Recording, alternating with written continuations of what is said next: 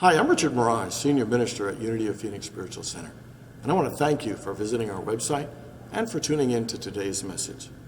If you feel inspired by today's talk, I really encourage you to make a donation by hitting that button below and making a contribution to this ministry. It'll allow us to continue these messages online and to do the great work we do here at Unity of Phoenix, which is to inspire. Morning again, everyone. And a shout out to everybody who tunes in and watches us online. Welcome. So this woman goes to see the doctor and says, "Doctor, my husband has lost total interest in our romantic life. I think he's not attracted to me at all. Is there anything I can do?" And he says, "Well, how about if you take this pill, put it in his mashed potatoes, and I think it should help." And he said, "But I'm warning you, it's experimental.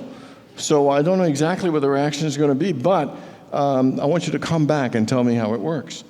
So a week later, the lady returns back to the doctor and said, "Doctor, it was incredible. I put the pill in his mashed potatoes, and within 5 minutes, there was this gleam in his eye. And suddenly he stood up at the table, and he cleared off all the dishes. And he had never been so spontaneous, so passionate, so intense and wild as he was that night."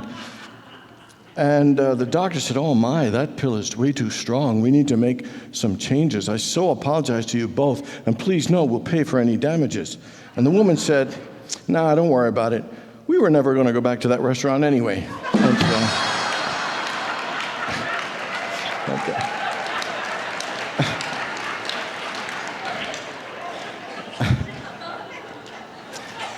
All right. No emails, please. I was just having fun. So we're continuing with the second week in our series on the power of no. How important it is for us to learn to say no to certain things in our lives. And today we're going to look at saying no in one of the most important areas of life, and that is with our relationships. How many people have ever been in a relationship, whether it was business or personal, that wasn't healthy and wasn't good for you? How many? Wow. How many people? I never saw so many hands raised in the... So how many people have had someone in your life that created so much drama and negativity that it just drained you and exhausted you? And how many people of those people still had a hard time saying no and ended up saying yes to things you really didn't want to do? It is amazing how we have such a hard time saying no, and especially in our relationships. When you look at it, life is a relationship business. We're in relationship with our parents, with our brothers and sisters, with girlfriends, boyfriends, neighbors, coworkers. Life, we are in the people business. And one of the most important things for us to have a healthy relationship is to make sure that we know the things that we need to say no to and the things that we need to say yes to. How many people agree that saying no is an important life skill, and particularly when it comes to our relationship, there's some things we just need to say no to. And yet we still have a hard time saying no.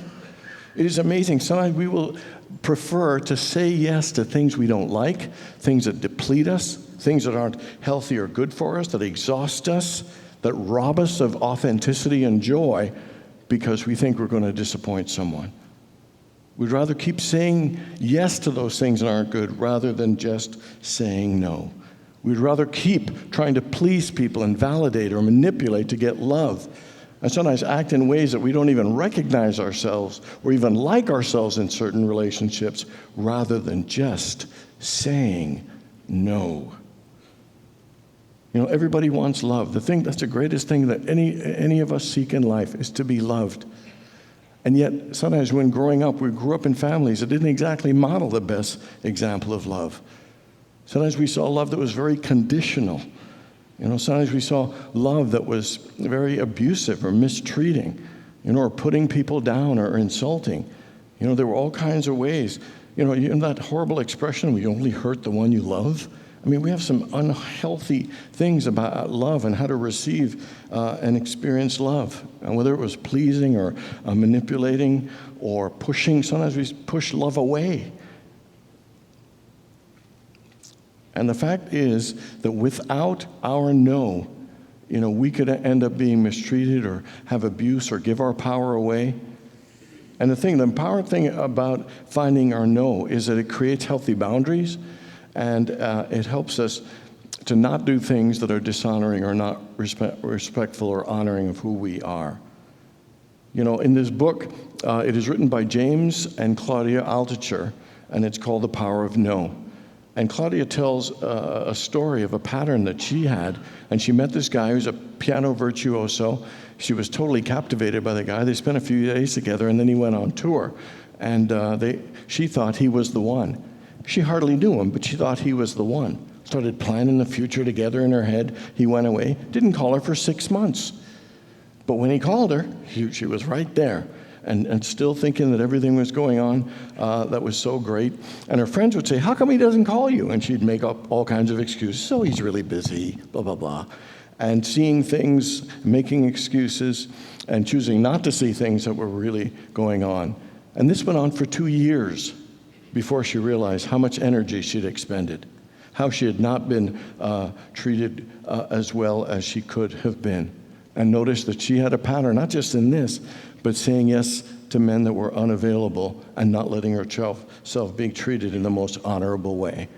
And even recognizing it, it was still hard for her to say no. You know, they both say that one of the most important things that determines our happiness in our life is how we filter the people who come into our lives and who we let in and how we interact while we are in relationship. How many people have at least one relationship in your life that you know would benefit you and have more peace of mind by you learning to say no a little better? And so one of the distinctions I want to make about a few of these, learning to say no and how to find our no in relationship, first is of who do you let into your life?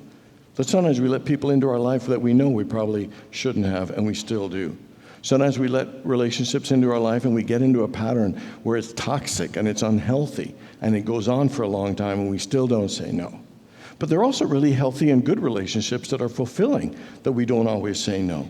Sometimes we're intimate, close relationship with our partner or family and we don't always say what our no is. We keep saying yes to simple things and not sharing what our desire and our needs are. And sometimes, even in a close relationship, when you choose to constantly not use a no and keep saying yes, it can make a happy relationship unhappy over time.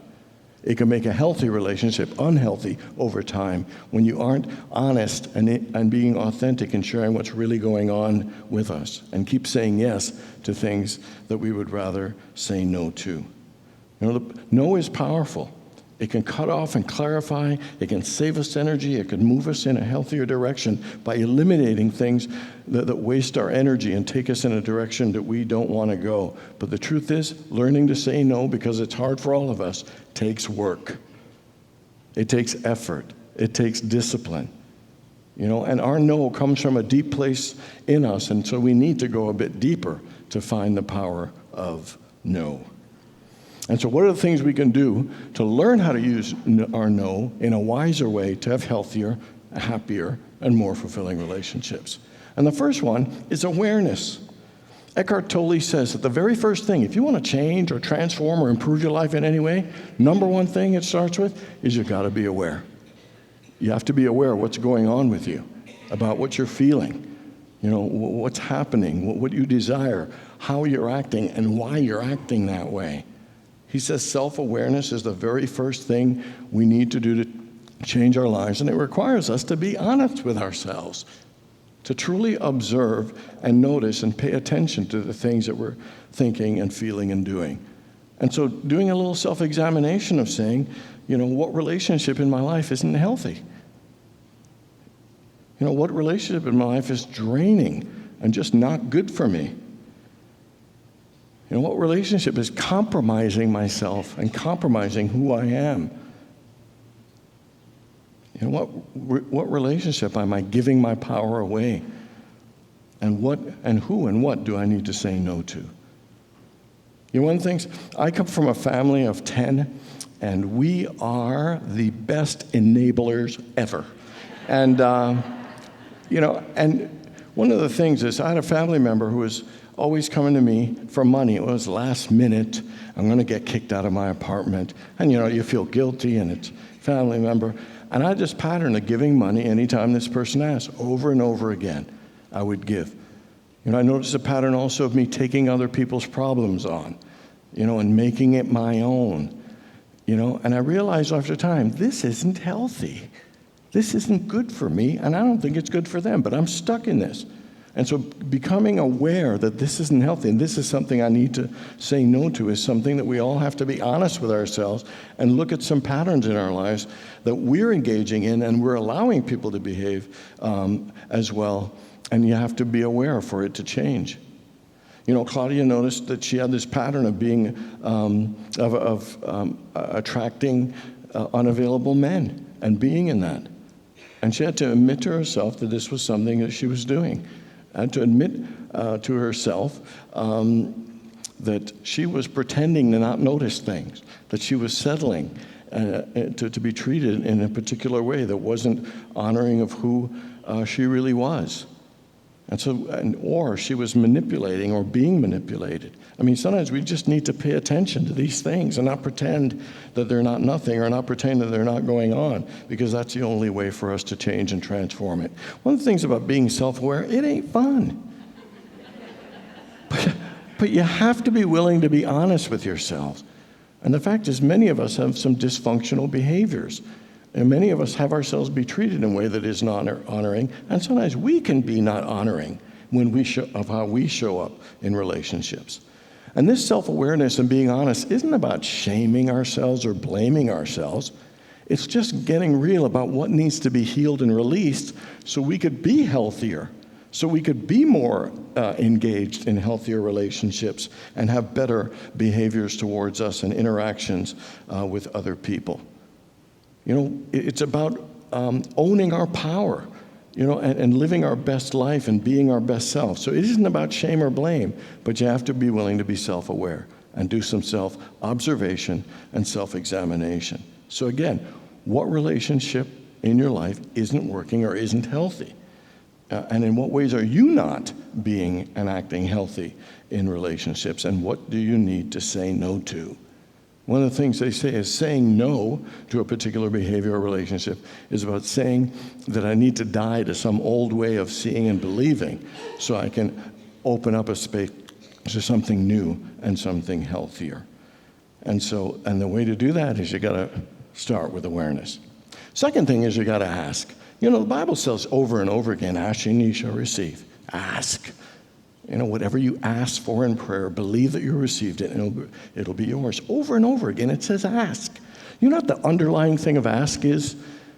It presupposes that you're clear about what you want. And I'll tell you, many of us can tell everybody for half a day what the things we don't want is. But sometimes if you ask somebody what they want, we're not always as clear.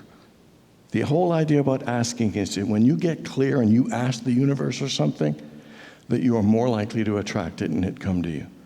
So the first thing we need to ask is to ask for guidance and discernment and to be healed of these unhealthy behaviors that are in our life. To be healed of the unworthiness that has us act in ways to please other people to get love. To be healed of our shame, to be healed of jealousy. All these things are just roadmaps to our level of healing and wholeness. And sometimes a simple prayer, Spirit, help me heal my feelings of unworthiness. Help me heal, how I show up in this relationship. Help me be more discerning. A simple prayer. Because you know what? When you ask, that's so powerful. That activates the universe by asking. And then what you do is open a space for God to do something great. You don't have to figure out how. God will do that. But is your intention by asking, opening the space, and trusting that request of healing will take place? And the second one, again, is to ask for what you want. And when you get to your no, we got to figure out, what's my yes? So if she was saying no to unavailable men, or I was saying no to not being so enabling, what was the yes? And here's what she wrote down for her yes. I want a relationship that would be a mutually loving relationship where we honor and respect each other, where our joining would bring something and create something greater, and together we would be in service to that higher power. And within 2 weeks, James, her beloved, who she wrote this book with, came forward. And she got exactly that, a mutually loving relationship that created something greater. And they're both working together to serve the higher power through this book, through seminars, and so on. Why? Because she was willing to get clear and ask. So if the things that isn't working in your life, what would you like to work? What would you like it to look like and feel like and be like? And the next thing she said that's in the process is to ask for support of your friends. You know, if we're trying to say no to unhealthy relationships, one of the things we need to do is to gather our people who we have healthy relationships with and use their power and energy to help us create more healthy relationships. So she says, get the 5 people that you trust and love and who believe and support you and you believe and support them, and bring them together and start working on helping support each other in doing that.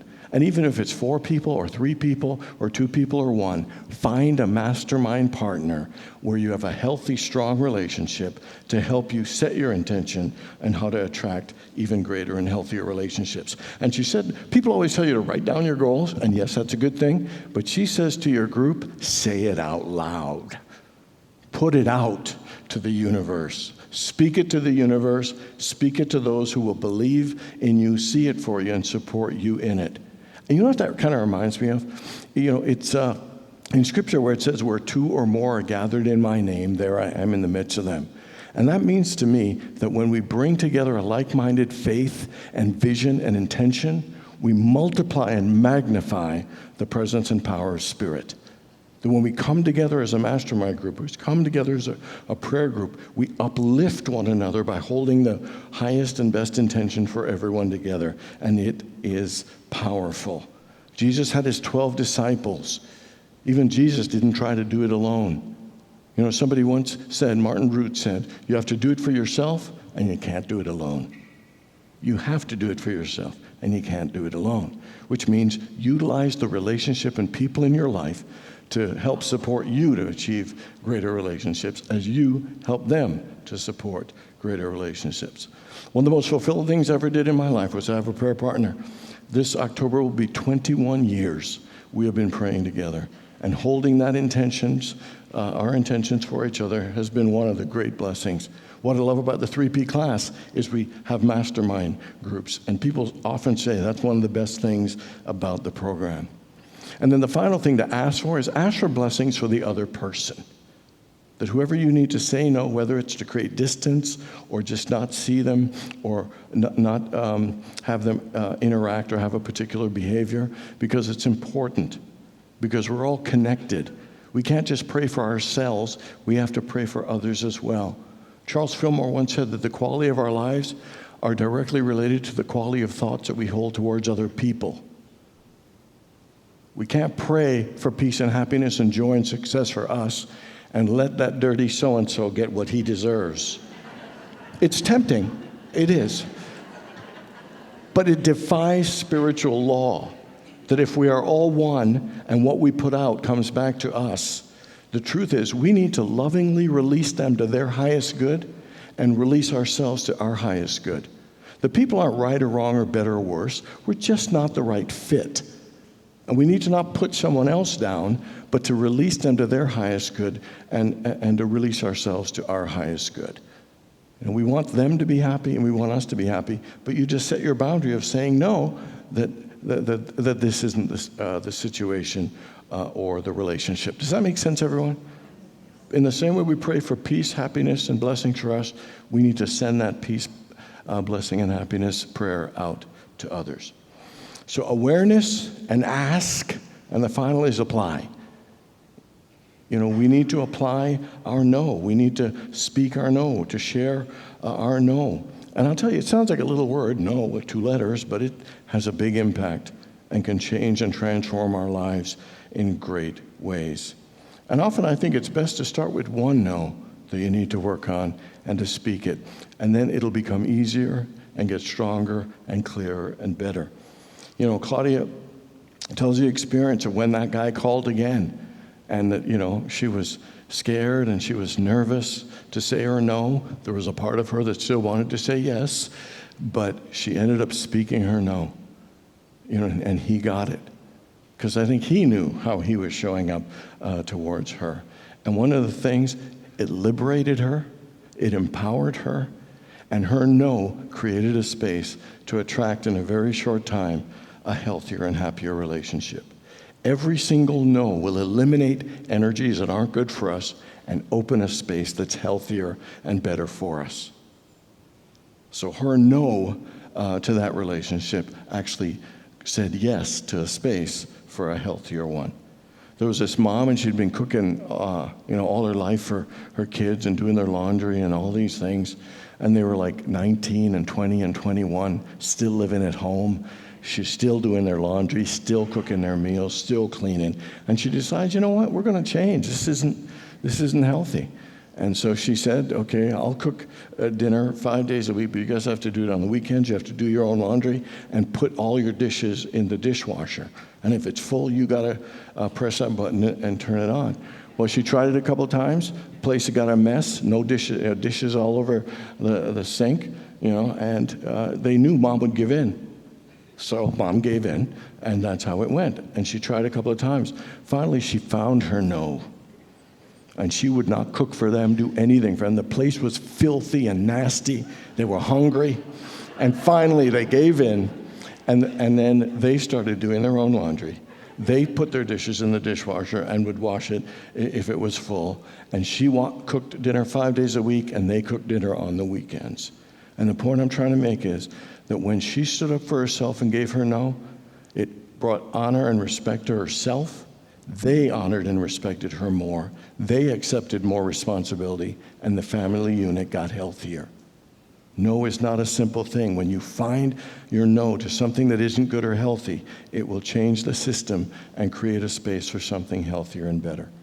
I remember when I was in seminary, I lived in a house, in a dorm house, and there were 5 men, each having their own room, and I was on the main floor room, and it was the largest room. It was really quite nice. It was only one room, but I had like a TV and a futon. That was my living room, and behind it was a bed and a little thing to hang clothes. That was my closet. I had a desk. I called it my office. I had a little microwave and a mini fridge and a little rack full of ramen noodles, and that was my kitchen. It was a beautiful place. It really was. And I never locked my door. And, I felt safe there. It was tucked away by the golf course. It was fabulous. And so, but then I come home sometimes and I notice there's popcorn on my futon. And I notice that sometimes my phone is like on my bed or on my desk where I didn't put it. One day I came home and my door was open. And I was thinking, what is up with that? And a couple weeks later, one of my classmates, John, said, hey, your mom called. And she was like, my mom called? And I realized, and then I started getting upset, but I didn't say anything. It's like, he's going into my room when I'm not there, watching TV, doing all this stuff. I thought, this is totally wrong.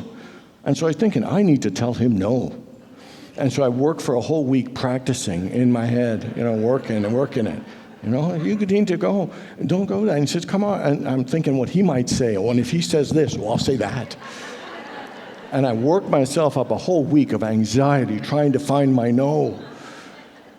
And then so I say to him, my heart's racing, I'm nervous. And I said, John, can we talk for a second? I'm literally trembling. And I said, I notice you go into my room when I'm not there, but I'd really appreciate it if you don't go when I'm not there. But if you're not, when I'm there, we can watch TV or hang out. And he said, okay, and walked away. And the lesson there is like sometimes our no is a bigger deal than it is to the other person.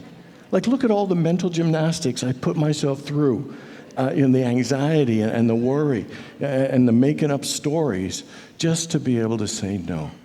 But I'll tell you, even saying that little no to him coming into my room made me feel liberated. It made me feel empowered. It saves us so much energy and time if we learn just to say no. Not in a mean way, not in an arrogant way or a hurtful way, but also not apologetically or shamefully either. To find our no is to find our truth. To find our no is to honor who we are. I used to think saying no was really about setting boundaries. of what's appropriate and not. And yes, that's true. And I used to think it's also about clarity of knowing what we want and what we don't want. Or it's about being focused and intentional about where your energy goes. But what I realized, what finding our no is about, it's about? It's not only just about honoring ourselves and knowing our truth, but it's also about loving ourselves. I think finding our no is one of the most honoring and loving thing we can do to ourselves, because it's being true to us. It's being authentic to who we are and how we came to be and the kind of life we want to live. And that's not something we should be ashamed of. One of the things about finding your no is that it leads you to greater self-love. And when you have greater self-love, you can say your no without embarrassment at all and realize, I don't need to manipulate for love. I don't need to keep pleasing people or saying yes to things I don't want to do. It's okay to say no, because it's healthier and more honoring and creates more happiness for us and in our relationships. We're just not accustomed to it, so we need to practice it through awareness, through asking, and through applying. Finding your no is one of the most loving things you can do. It is the no that will bring you the thing that we seek most. It is the no that will bring you true and authentic love. God bless you all.